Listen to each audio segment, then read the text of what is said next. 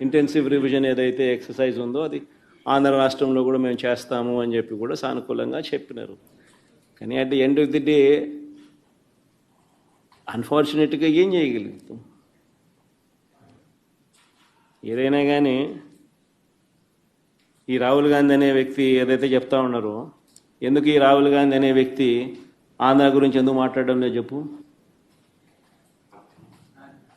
చంద్రబాబు నాయుడుతో హాట్లైన్లో టచ్లో ఉన్నాడు కాబట్టి మాట్లాడడం. ఎందుకు Andhra incharge national spokesperson మనిషోడు మాణిక్యం ఠాకూరా అడేపొద్దన్న చంద్రబాబు నాయుడు గురించి మాట్లాడినాడా? ఏపొద్దన్న ప్రజాస్వామ్యాన్నిలో ఇంత కూనీ చేస్తా అంటే ఏమైనా క్వశ్చన్ చేసినాడా? చంద్రబాబు నాయుడు ఇన్ని స్కాములు చేస్తున్నాడు, కంటి ముందర కనపడుతుంది.